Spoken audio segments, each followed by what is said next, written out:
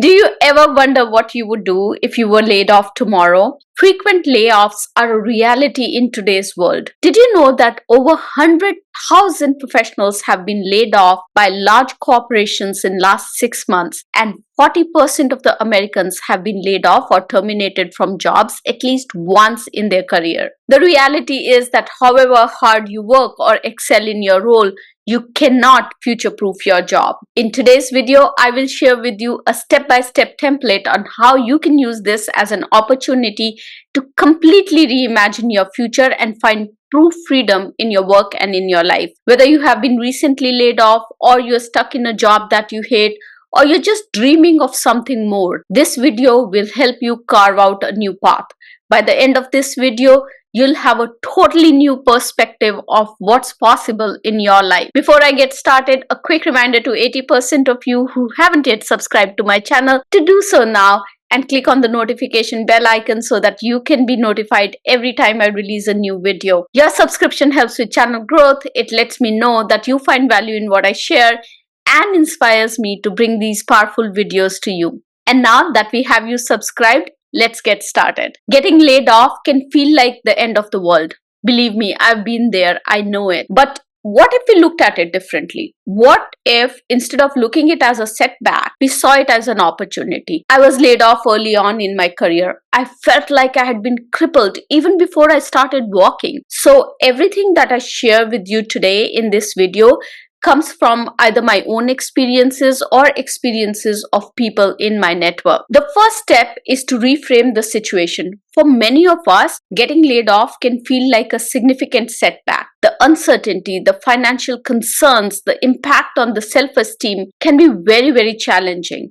In my 20 plus years of career with large companies like Oracle and AWS, I've seen many layoffs. I've had to lay off some of my team members. I've also seen how it impacts people. And I've seen pivots. I've seen so many of my co-workers and team members who created a completely different life for themselves after getting laid off. Layoff was the best thing that ever happened to them. And that's because instead of seeing layoff as a hurdle or as a setback, they considered it as an opportunity, a chance to explore new paths that align more closely with their passion and with their goals. Oprah Winfrey once said, "Turn your wounds into wisdom."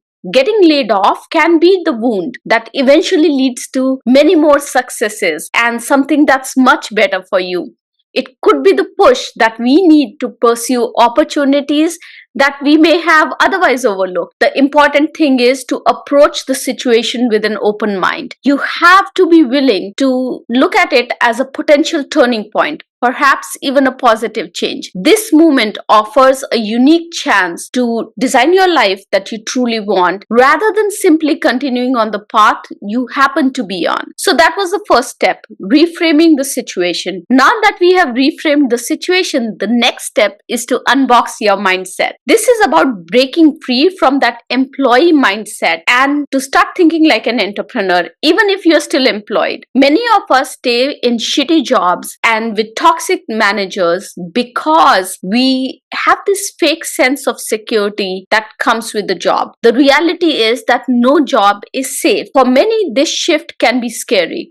It's an unknown territory, so be courageous. It's okay to not have confidence in yourself at this stage. Remember that you're thinking about doing something completely new. You have never been an entrepreneur before, so you're scared. This stage is all about acknowledging those fears, saying okay to not having confidence, and yet taking action. And this action could be, maybe it's just about reaching out to someone whom you admire for advice, or posting about your skills, or offering on platforms like LinkedIn. I want you to pause this video right now and list down one courageous action that you will take immediately after watching this video. You're either going to post on LinkedIn, letting people know that you are open for services, or you are going to reach out to someone whom you really admire and ask them for a coffee chat so that you can know more about their journey and learn from them. Do something courageous. Take that little action that pushes you out of your comfort zone and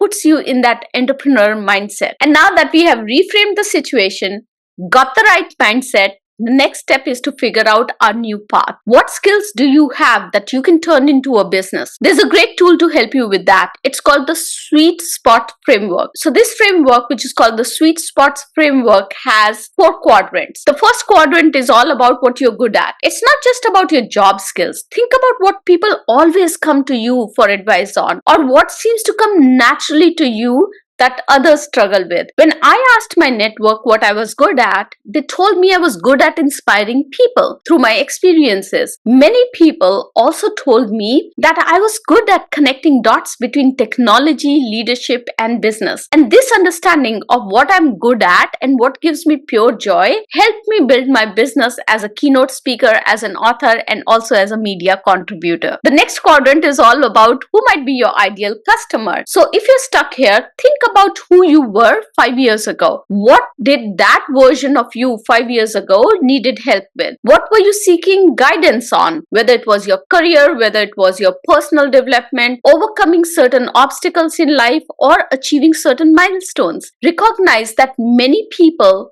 who might be your ideal customer would be currently in the position that you were 5 years ago. They might share similar needs or aspirations or struggles that you had 5 years ago. Your ideal customer could be someone who is navigating the same journey that you once did. They might need the same type of support, advice, or resources that helped you grow. By reflecting on your own experiences, on your own journey, you can emphasize with your audience, making it easier to create content, product, or services that resonate with your ideal customer and serves them effectively. Now let's talk about the third quadrant in this sweet spot framework. The third quadrant is all about where are people spending money these days. It's so important because it validates that there is a market for what you want to do. Look at other people who have offerings that you are planning. How much are they charging for those services? Who are the people who buy their services? I have so many people get nervous about the fact that there are too many players in the area where they want to start business. I always tell them that this is a good problem to have because you now know that there is market for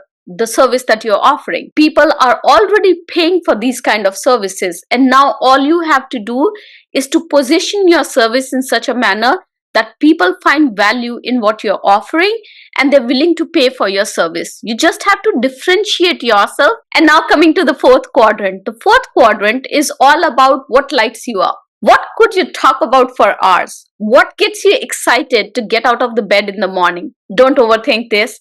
Just write down what comes to mind. This is your starting point for reimagining your future. I've seen so many people get stuck at this step because they feel like they really first need to discover what they're passionate about or find their passion before they can get started. The trick here is to just think about what gets you excited and try it out. You're just trying out at this stage. Remember that whatever you're going to create at this stage, whatever business offering you're going to put out there in the market is going to be an experiment. You'll have an opportunity to evolve it over a period of time.